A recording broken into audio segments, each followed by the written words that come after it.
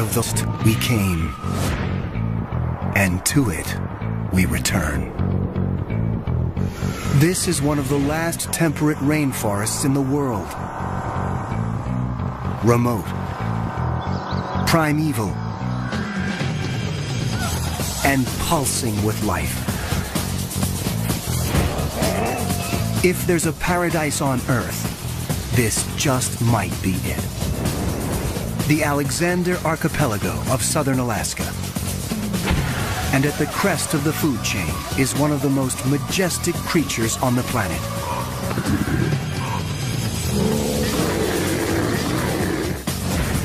This is the biggest, most magnificent predator on the block.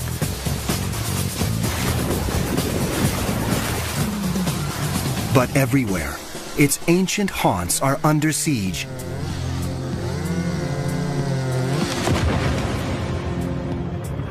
As the modern world closes in, this could be the great brown bear's last stronghold. To protect this extraordinary species, researchers have to learn more about its secret life deep within the forest, and quickly. A veteran tracker joins forces with a new technology that may allow us to enter the bear's ancient territory without risking a close encounter of the grizzly kind.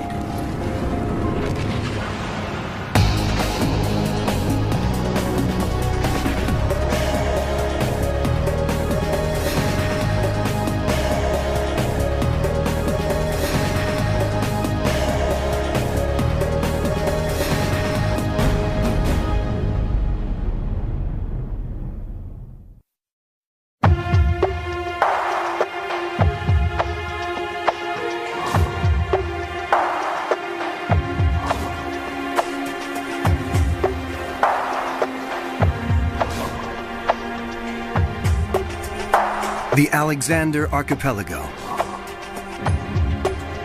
More than 1,000 islands clustering off the coast of Western Canada. Originally mountain summits, they are blanketed by dense, ancient woodlands. These are some of the last temperate rainforests on Earth. When most people think of rainforests, this is what they have in mind. Lush, wet, warm, a steaming jungle. This is the tropical rainforest. Young, leafy trees, a huge variety of wildlife.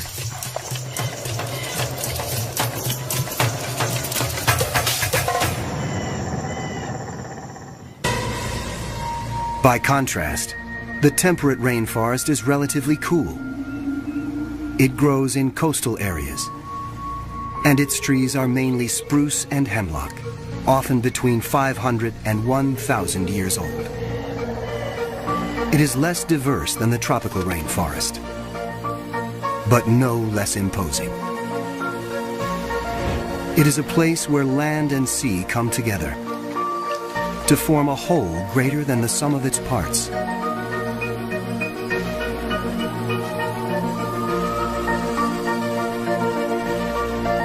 The islands have names like Chichagof, Admiralty, Baranof, Prince of Wales. Remote from urban centers, it is a world few humans have penetrated.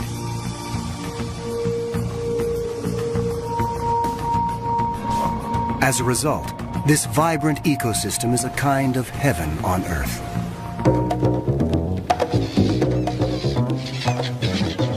And the variety of wildlife here is astounding. The pristine rivers are alive with countless fish.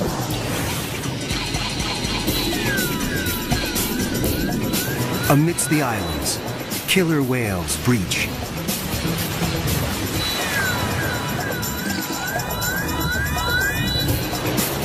And humpbacks plunge.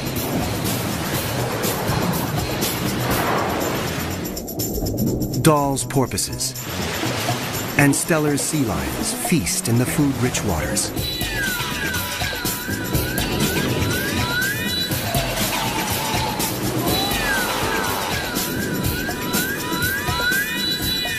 Sitka black-tailed deer make their home in these woodlands, always alert for natural enemies.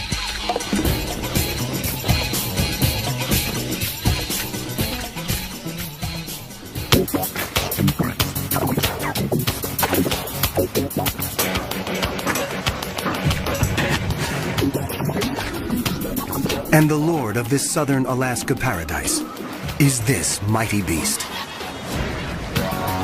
You may know this bear as the grizzly.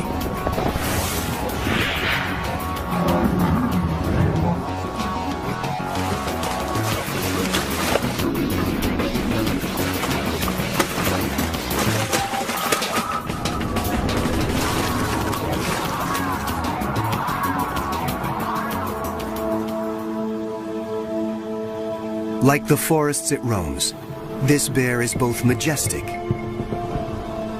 and mysterious. In North America, brown bears are often called grizzlies, though biologists reserve the term grizzly for inland brown bears and use brown for bears that live on the coast.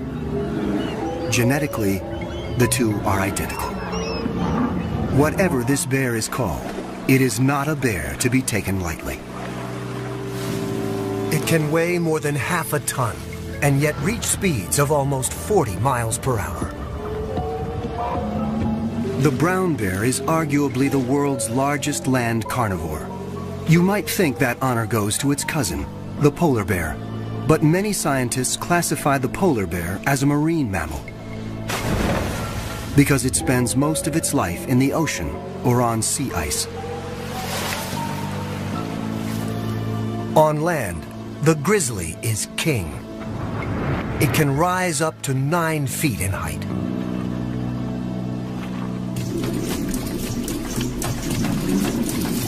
Bears are formidable hunters. They have a keen sense of smell, 7 times more powerful than a dog's. And they are notoriously patient in stalking their prey.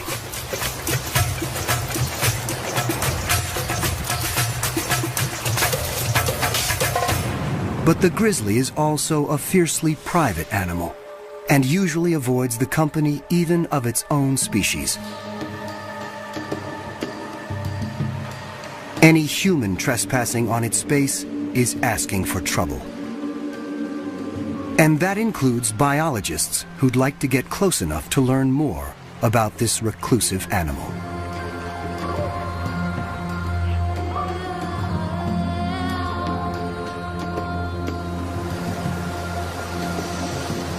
In the rainforest, the brown bear rules. It has no natural predators. And yet, worldwide, its numbers have been in decline for the last 100 years.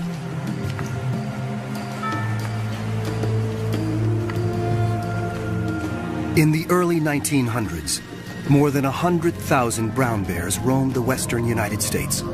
Today, only about 1,000 remain.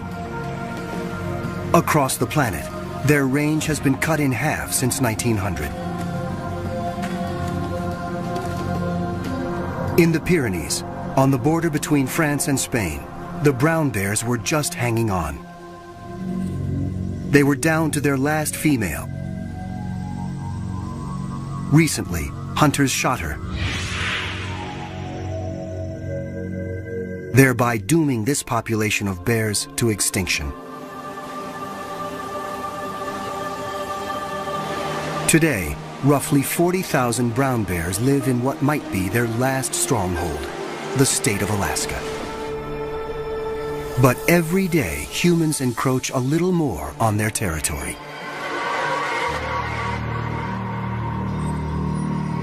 And once again, as in the ancient story, it's man who has brought trouble to paradise.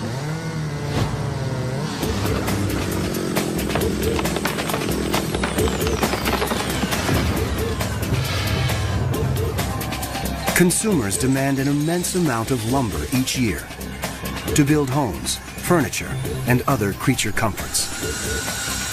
The inevitable result, forest clear-cutting and the roads built to carry out the trees.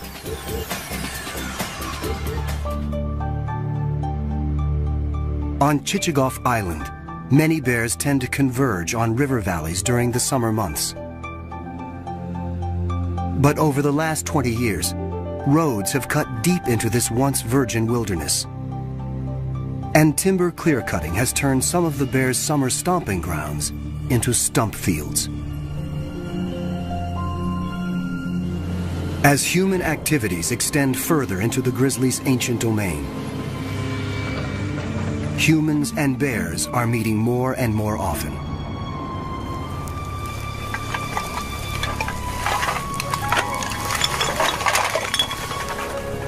It is a recipe for disaster, for bears, and sometimes for people. This massive predator can be extremely dangerous when suddenly confronted by a human on its turf. And yet, to protect these animals, researchers need to learn more about their numbers, their movements, and their vulnerabilities.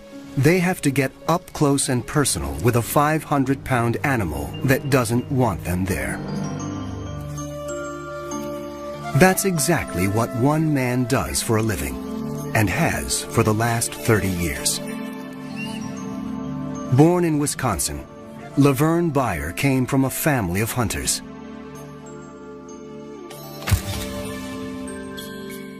He arrived in southeast Alaska in 1970 and fell in love with the wilderness. 3 years later, Laverne started working with the Alaska Fish and Game Department, tracking and capturing bears for government research. It was a job he was born to do. I've either lived with or worked with bears like my entire adult life, since I was 17 years old. And when I was 20 years old, then I had to shoot a bear in self-defense.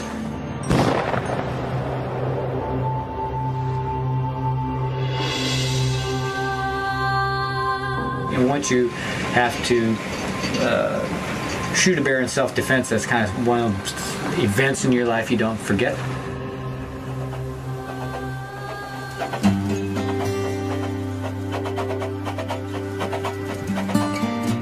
Over the years, Laverne has evolved from a trapper into a researcher himself. Largely self-taught, he works on the cutting edge of bear research technology here in southeast Alaska.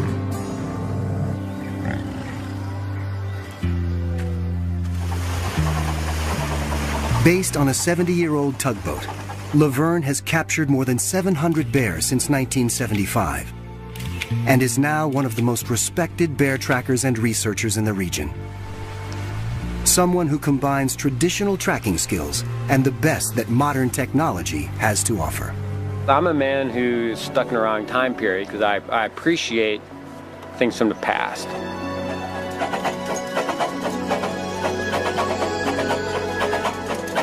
I definitely appreciate technology, and I guess it's somewhat like, too bad a person couldn't live in the past, but yet have some technology of the future.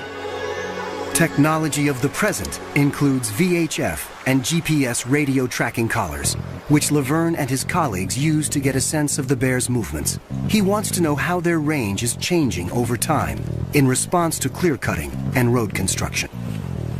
Before you can attach a radio collar, though, you have to capture the bear. Laverne and his Fish and Game colleagues have been studying Chichagof Island bears since 1989. Jack Whitman is part of that team. Chichagof is one of the continent's largest islands, with an area of over 2,000 square miles. About 1,100 people live there, and about 1,600 brown bears.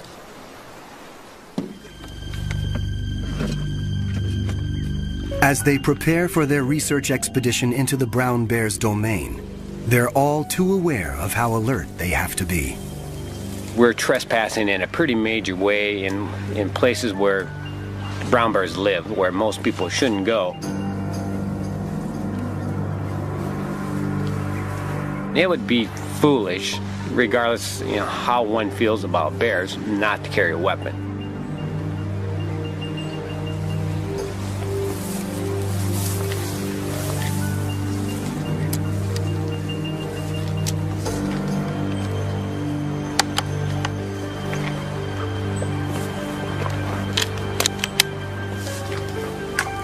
An ancient trail leads into the world of the bear.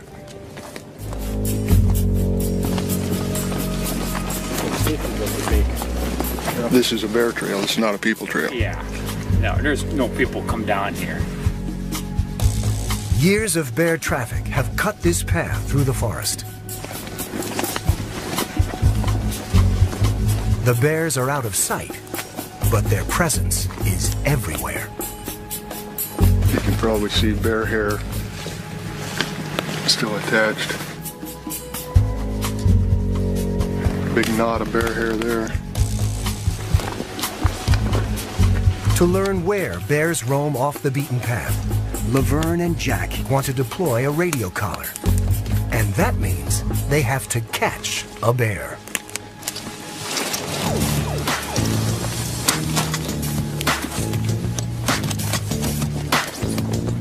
The art of snaring a bear without injuring it is a delicate one.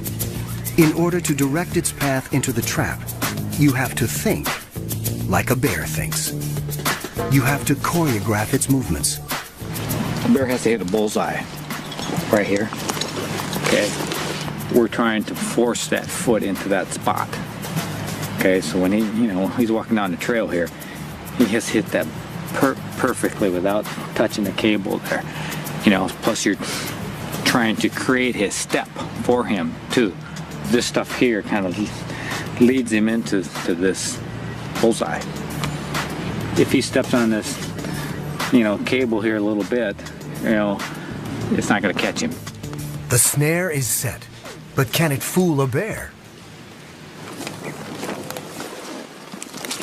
As the trackers make their way through the forest, their senses are on high alert for any sign of movement.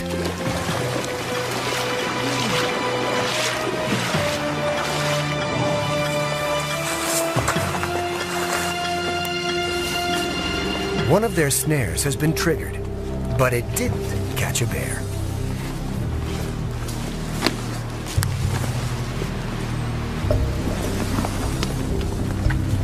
There was a clean miss too. Threw the cable way back there, and pulled it up. This here's been bumped a little, coming that way. It's going that way.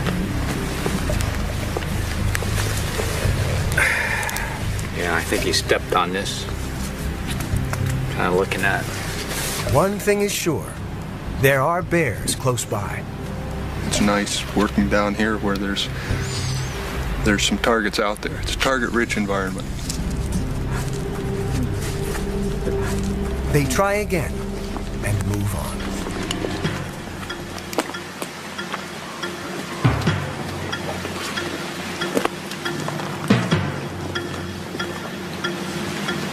Finally, after hours of tracking bear sign and checking traps, Laverne spots a grizzly in the river near where they've set a snare.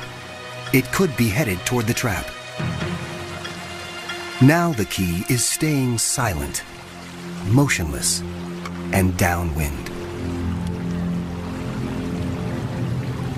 They pick out motion,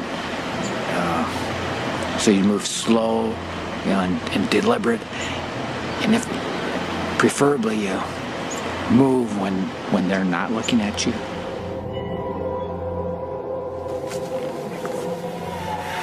Once this bear has entered the woods, it is virtually invisible. Trying to determine whether the bear knows if we're here or not by the wind. The wind's kind of going right towards it. After nearly 30 minutes, Laverne and Jack hear signs that the bear's been caught, but how firmly the snare has grabbed its foot is unclear. At this point, it's kind of, how is this all going to play out? There's other things that are going to happen here to determine whether it's a good capture, a bad capture, an ugly capture. A tranquilizer dart is the most gentle way to put a bear to sleep, so they can attach the radio collar and do their research. For now, the animal seems relatively calm. Once the bear definitely discovers that we're here, it could be a different story. The body language could be different. It could become more aggressive. These woodsmen are skilled at keeping their bear encounters from turning violent. Still, they never enter the forest unarmed. Regardless of the size of the bear, they're capable of injuring and killing people. So it's just prudent to carry a weapon, and it hopes you don't have to use it. White heel feathers, good luck.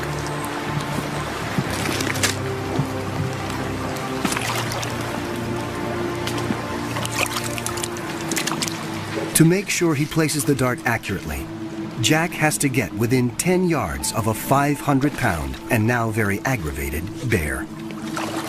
As he lines up his sight, Laverne covers him, just in case.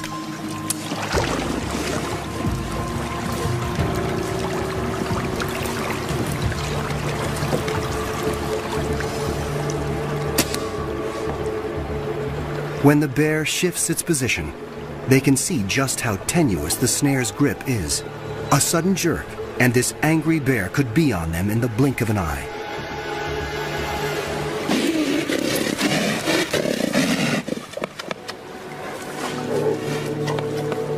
Luckily, the tranquilizer is already taking effect. If not, the bear might easily have pulled free. Minutes later, she's out. And the researchers can go to work. But Laverne and Jack know that another bear could be watching them. Their every sense is attuned to movements and sounds coming from the trees. They waste no time. First, a blood sample. Then, the radio collar. Radio tracking is an indispensable tool for assessing the movement patterns of a population of bears. Each collar has a unique frequency, so each bear has a unique frequency. It allows us to hear where she is.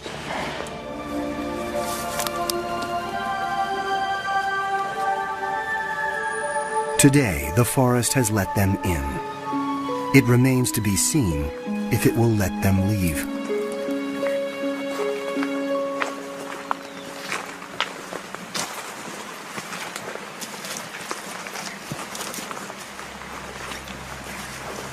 The woods are eerily quiet.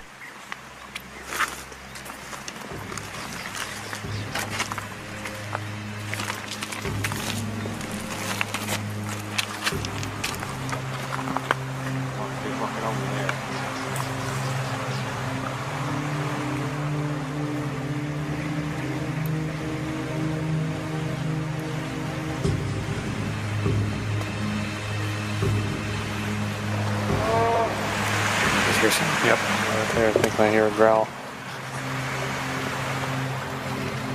Suddenly, they realize they're being watched.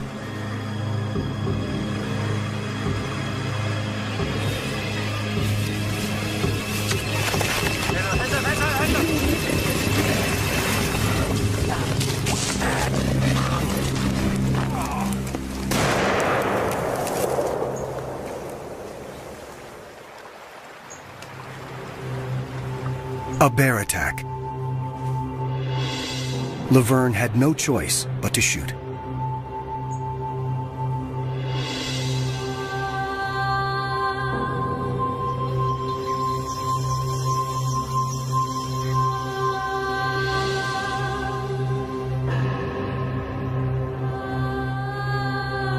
A day that began so auspiciously has ended in heartbreak. The forest let Laverne live, this time, but also forced him to confront a grim reality. Sometimes this work exacts a terrible price.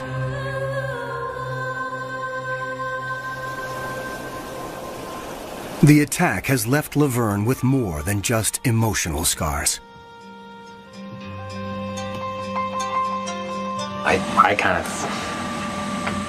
I feel responsible.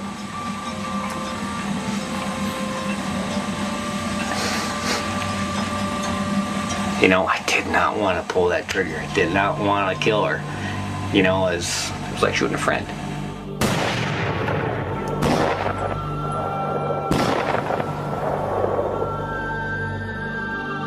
and felt, we're trying to help you. We're trying to help her or help the species. She doesn't know that. I don't want to shoot you.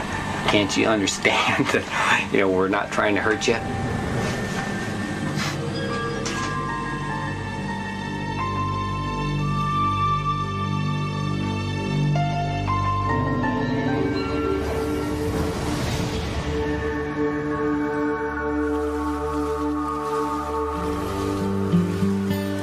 Brown bears are normally solitary creatures.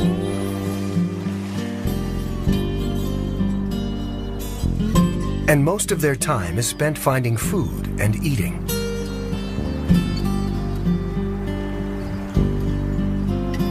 This is especially important for mother bears. These twins were born during winter.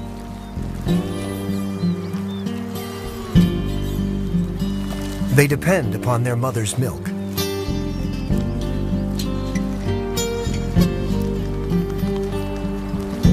She must find enough food to sustain herself and her family.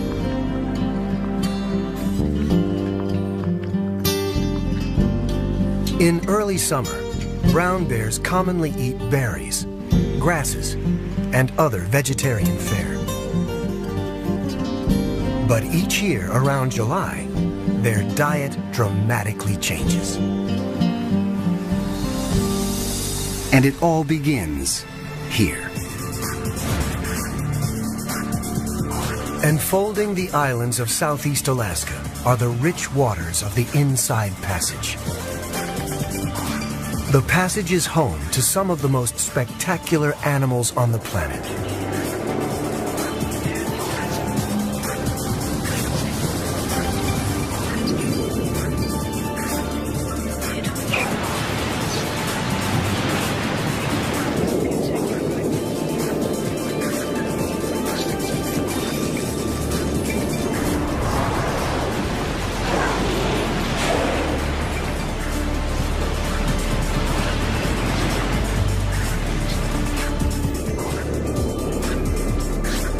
The cold, nutrient-rich waters welling up from the Pacific depths nurture a flourishing food chain. Massive schools of fish thrive on rich plankton and attract an army of predators.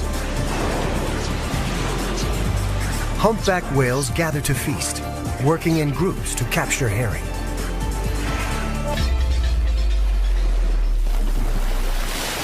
Dall's porpoises rely on speed to catch their prey. But sometimes they are not fast enough to escape this mighty hunter.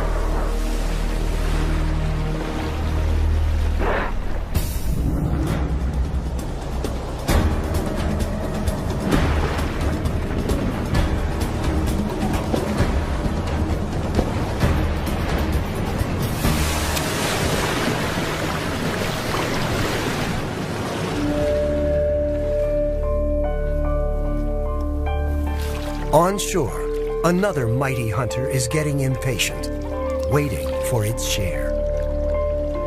For in a coastal rainforest, the worlds of sea and land are intimately connected. And the ocean's emissary to the rainforest is this remarkable pilgrim, the salmon.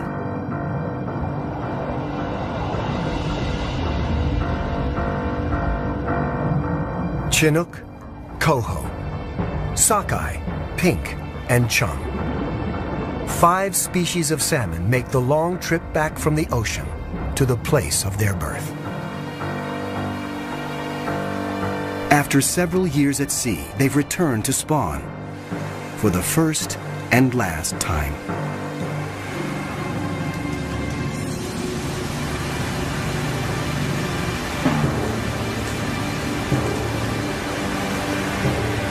These weary travelers have overcome crushing odds to make it this far. Now, they're running on empty. But this is their only chance to breed. Doggedly, they push on. These sockeye have not eaten since leaving the sea, and they will never eat again. Starving, they begin to digest themselves from the outside in. Absorbing their silver scales, they expose skin, which turns scarlet and smooth. At the same time, the head turns green, and the male's snout takes a grotesque turn. Now, they're in full mating regalia. When they reach the spawning grounds, a female thrashes out a nest.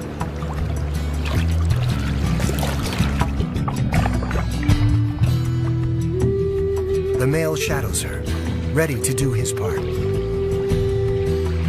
The spawning rituals culminate under cover of night. A female shudders with the effort of expelling her eggs.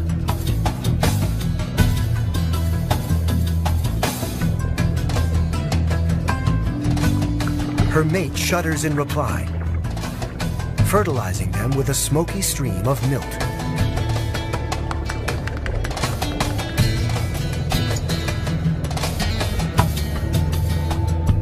A female can lay 1,000 eggs per nest, and she may build several before she dies.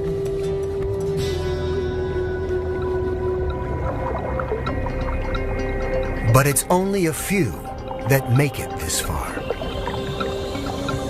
Most will perish long before then from marine predators or sheer exhaustion.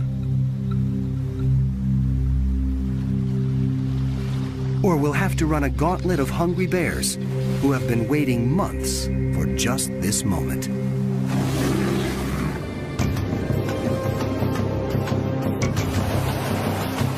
Bears are patient hunters, and for animals their size, their striking speed is phenomenal.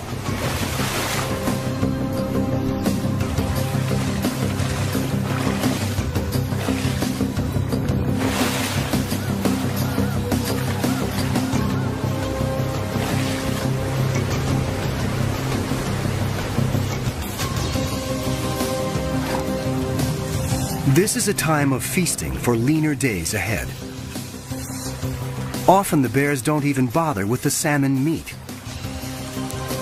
They're after the fattier and more nutritious parts, the eggs, the brain, the skin. Recent studies suggest that the bears perform a vital service for the rainforest, transporting the nutrient-laden salmon from the river to the woods, where the fish decompose and fertilize the soil.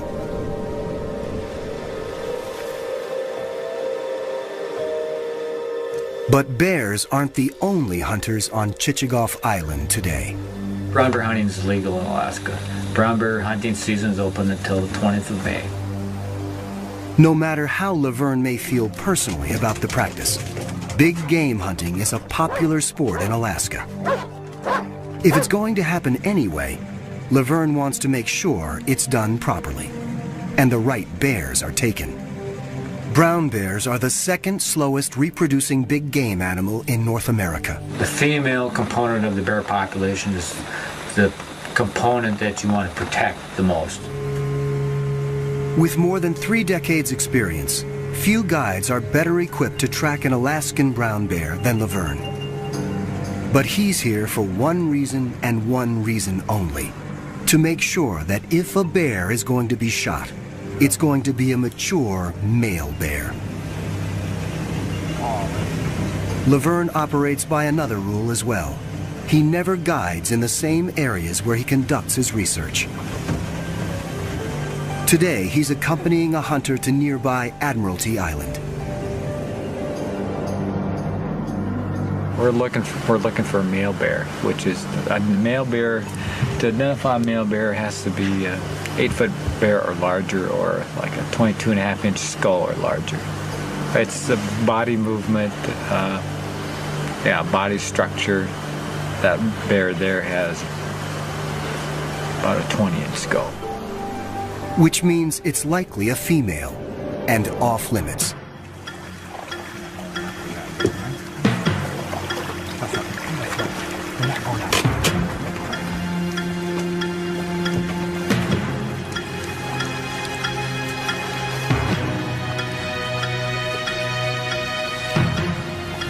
This bear too is a female.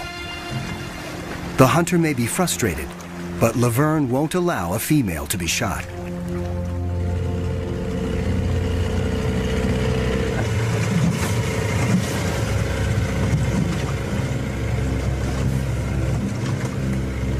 We saw a bear on the beach, and we're gonna go take a little closer look, see what it looks like.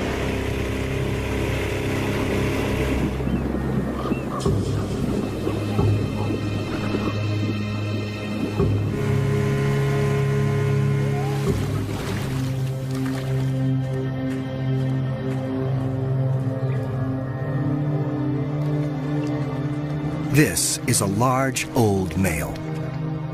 So Laverne gives the green light. The hunter lines up his scope.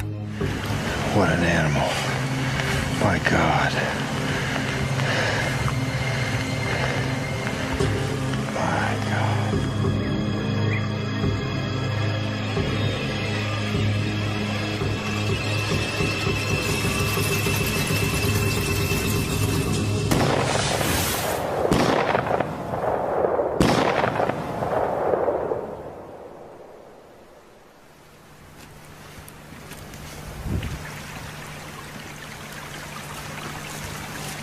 When they reach the bear, he is still alive. Laverne makes sure he is put out of his misery quickly. Get it over.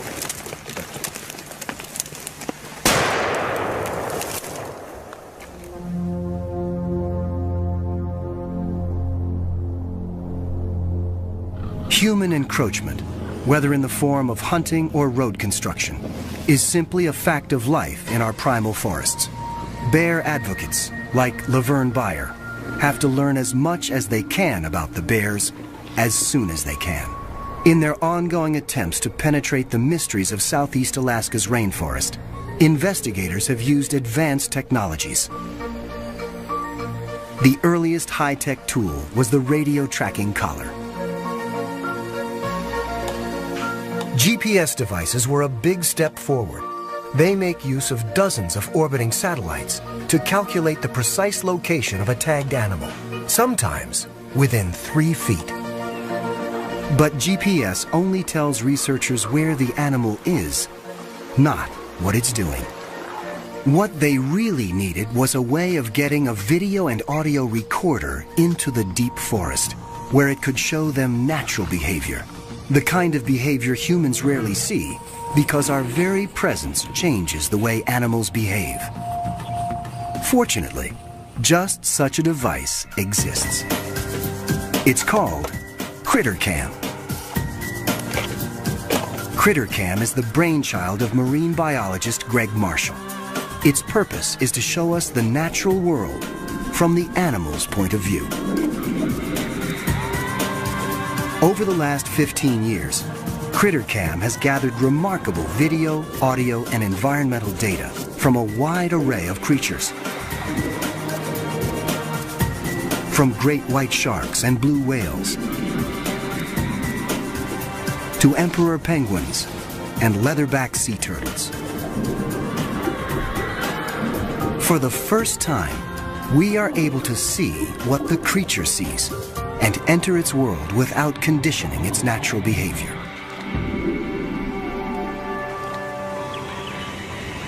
In fact, just off the coast here, CritterCam recently brought back remarkable footage of one of the region's most impressive marine mammals, the humpback whale.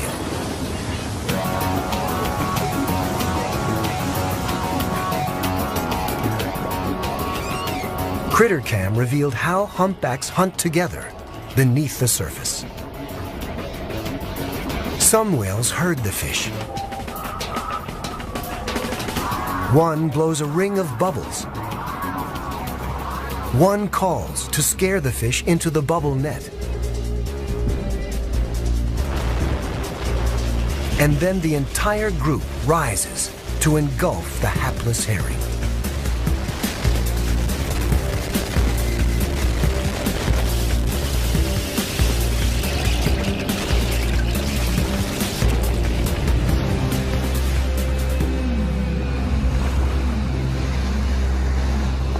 For For the first time, scientists could penetrate the murky waters and watch the whale's behavior.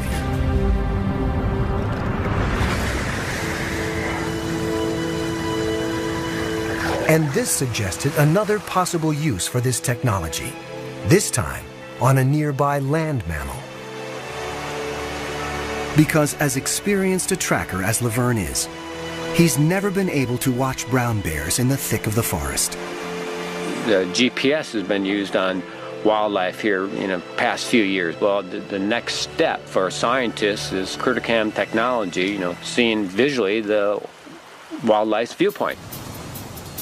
After years of success using critter cam to study sea life, Marshall and his team have developed a critter cam for land animals.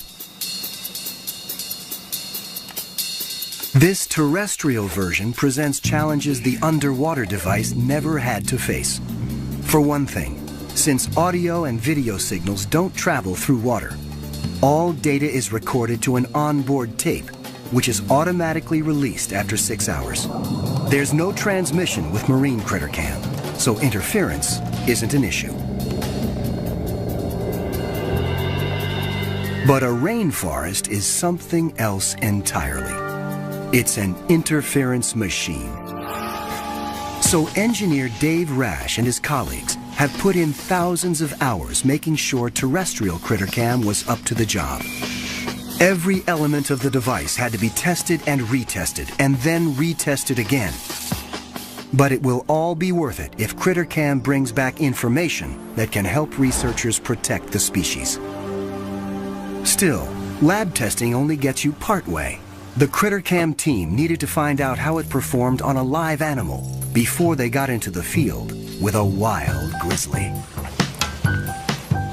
How you doing? This is Damascus, the grizzly bear. He's about a 5-year-old guy. Lay down, lay down. Be a good boy. Look at that thing. Look at that thing. What do you think of that?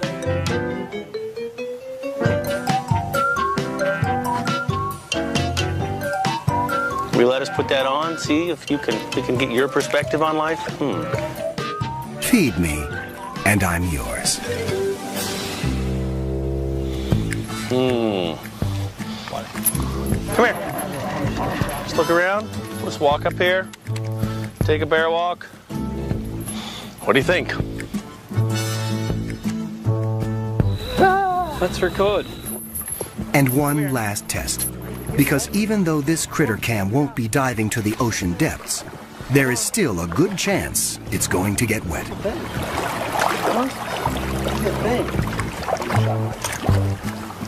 boy, huh? You want to swim a little? You want to do a little swimming? This is as far as Dave is going to get with a tame bear in controlled surroundings. It's time to head north.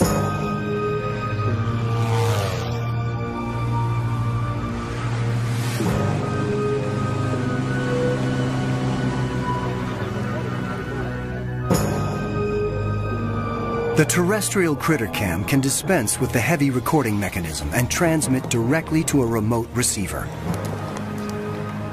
Which is a good thing, because the device won't be buoyed up by water, as the marine version was. Another plus, the device won't be limited by the length of a videotape.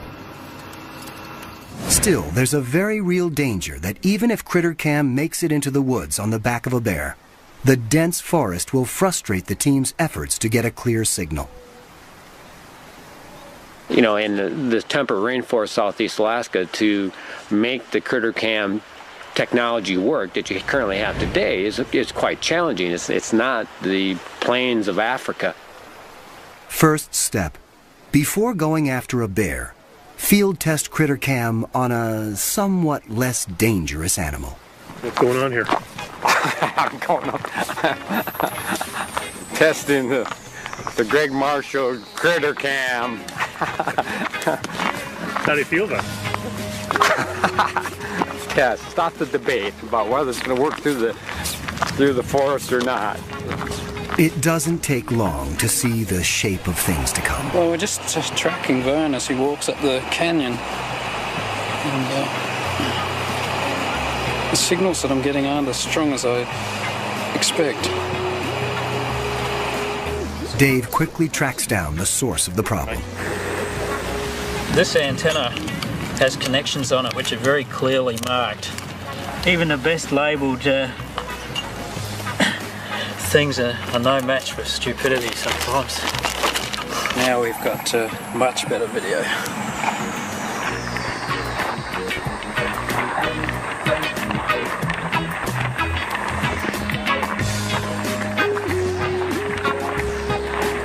Check it out. Hey, there's somebody holding an antenna.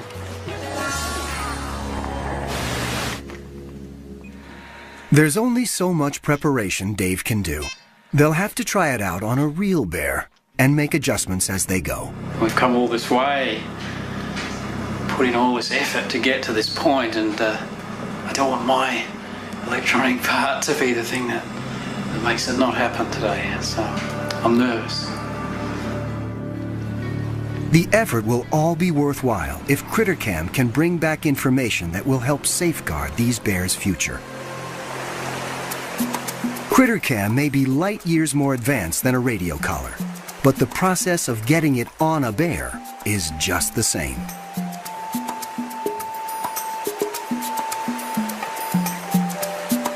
You carefully check various snare locations to see if a bear has been caught. The morning wears on, and only empty or sprung traps are found. Finally, a snare with a bear. It's a small bear, a juvenile, but it will do just as well as a large one for the lightweight CritterCam. Another bear could be nearby, so everyone keeps their eyes and ears open.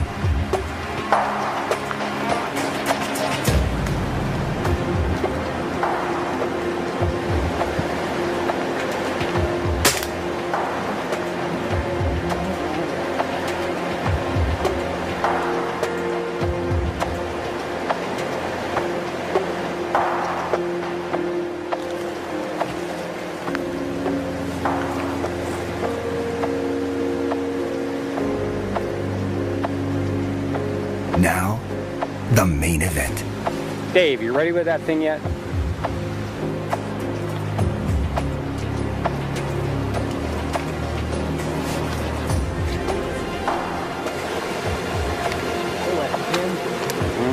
That can be locked in? What's that? She's on. Till you hit the button, huh? Can you push that little thing in there? The device is locked in place and set to transmit. Time to wake up the bear.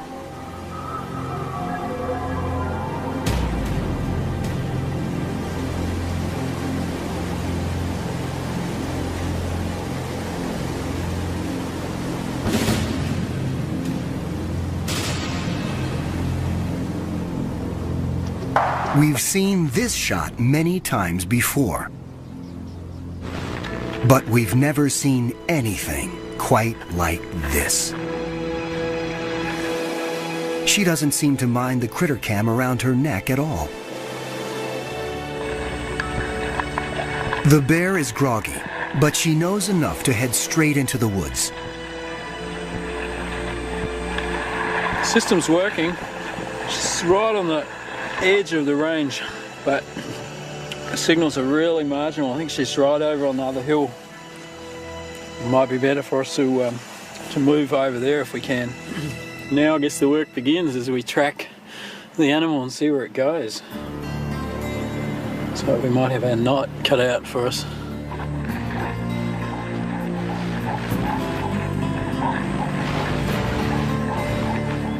As morning becomes afternoon, the team follows the CritterCam signal to stay within range.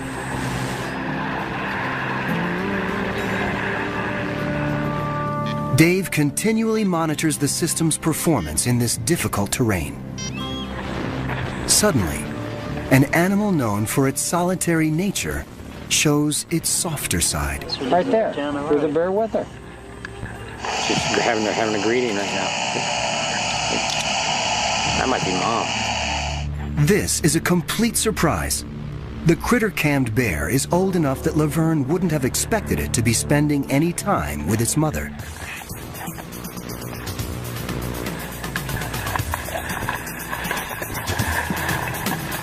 As the video starts to flow more clearly, they see some of the most intimate pictures ever captured of bear life in the depths of the forest.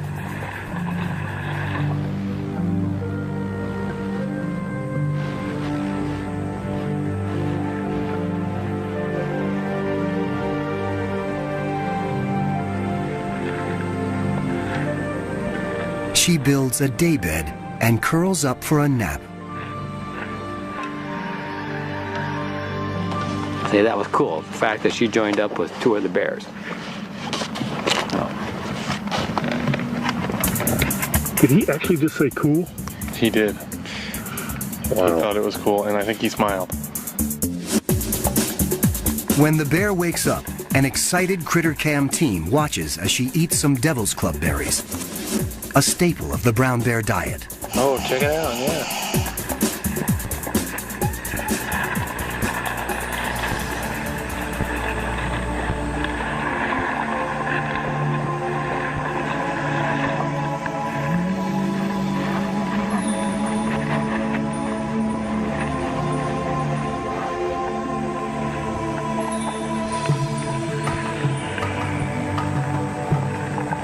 Then she appears to eat a toad, not something her species is known to consume very often.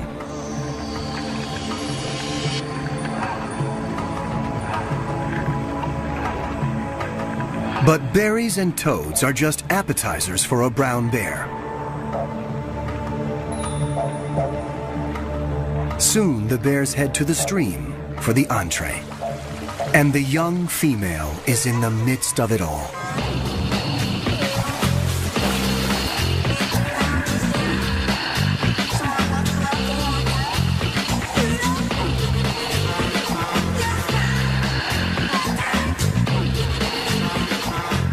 That's pretty good right there.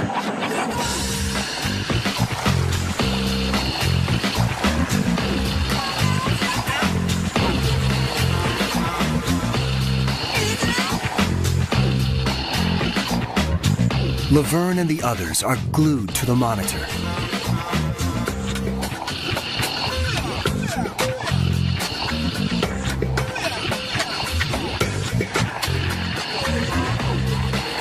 It's been a remarkable day. CritterCam has allowed Laverne and the others to walk with these bears without trampling their world. And what they are seeing bodes well for future research. Research that could tip the odds in favor of these amazing animals.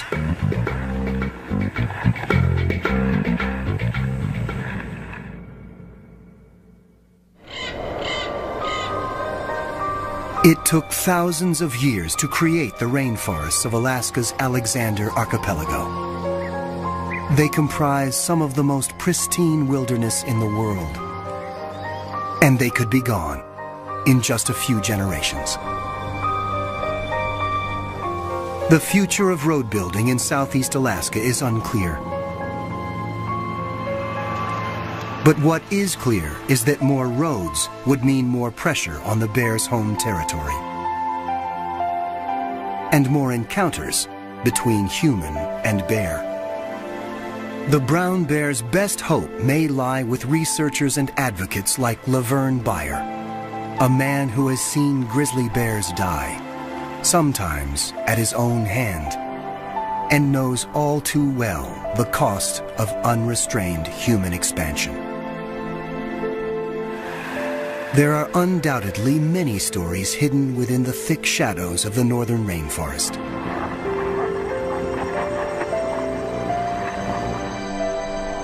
For now, though, it has surrendered only some of them.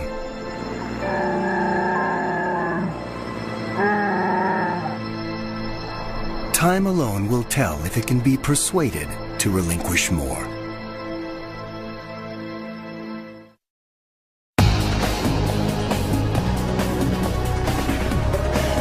To purchase Bear Island on DVD, call 1-800-PLAY-PBS.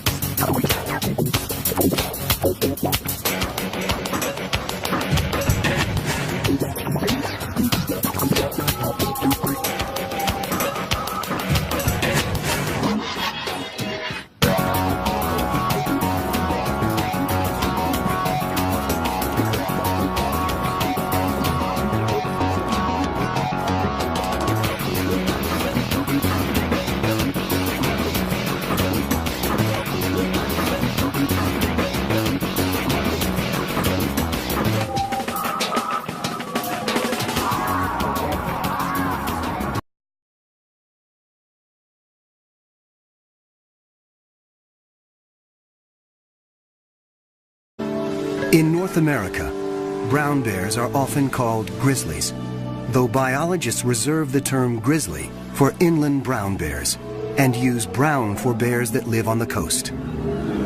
Genetically, the two are identical. Whatever this bear is called, it is not a bear to be taken lightly. It can weigh more than half a ton and yet reach speeds of almost 40 miles per hour. The brown bear is arguably the world's largest land carnivore. You might think that honor goes to its cousin, the polar bear, but many scientists classify the polar bear as a marine mammal because it spends most of its life in the ocean or on sea ice. On land, the grizzly is king. It can rise up to 9 feet in height.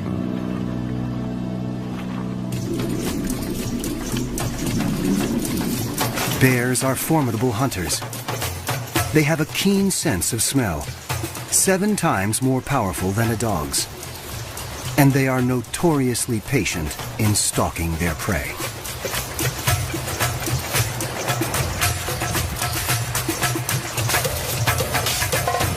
But the grizzly is also a fiercely private animal and usually avoids the company even of its own species, without risking a close encounter of the grizzly kind.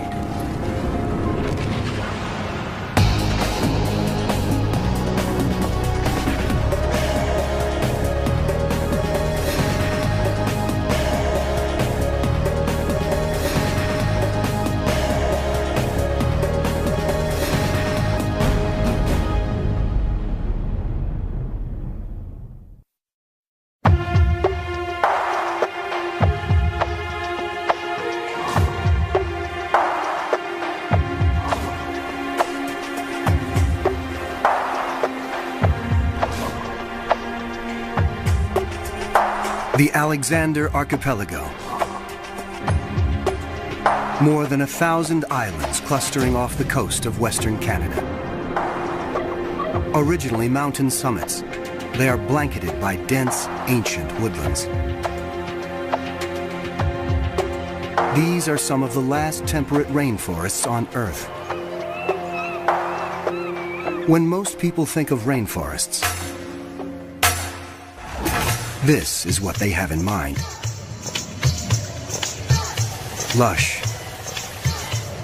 wet, warm, a steaming jungle. This is the tropical rainforest. Young, leafy trees.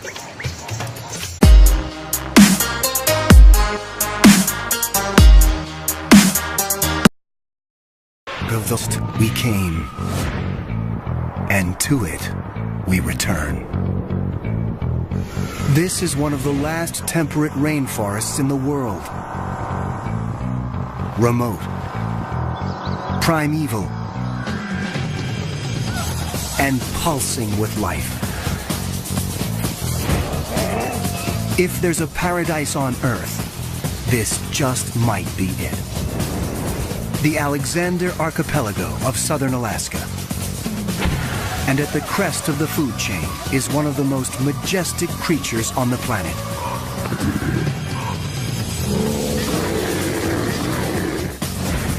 This is the biggest, most magnificent predator on the block.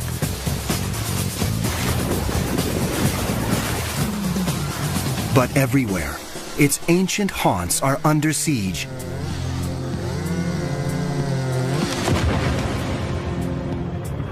As the modern world closes in, this could be the great brown bear's last stronghold. To protect this extraordinary species, researchers have to learn more about its secret life deep within the forest, and quickly. A veteran tracker joins forces with a new technology that may allow us to enter the bear's ancient territory, where whales breach.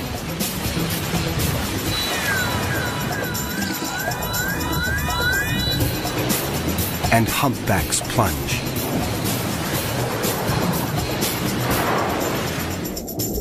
Dall's porpoises And Steller's sea lions feast in the food-rich waters.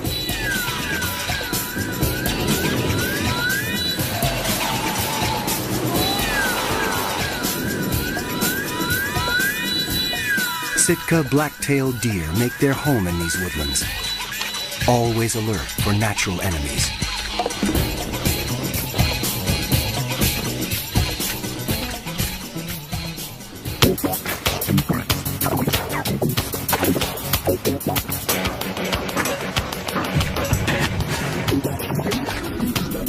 And the lord of this southern Alaska paradise is this mighty beast. You may know this bear as the grizzly.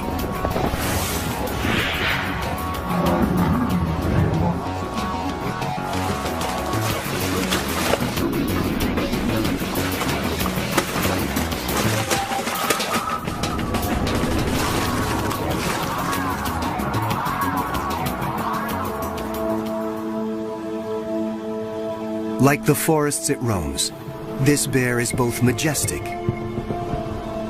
and mysterious. A huge variety of wildlife.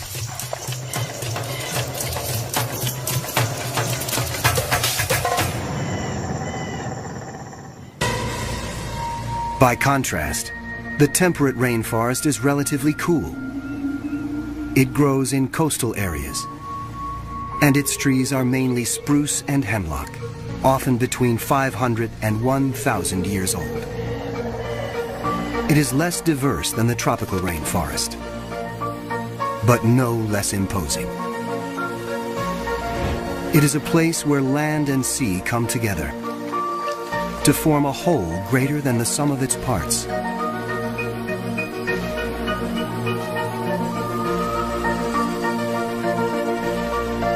The islands have names like Chichagof, Admiralty, Baranof, Prince of Wales. Remote from urban centers, it is a world few humans have penetrated.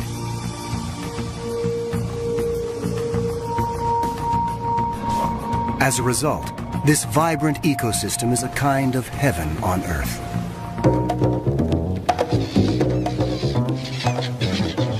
And the variety of wildlife here is astounding. The pristine rivers are alive with countless fish.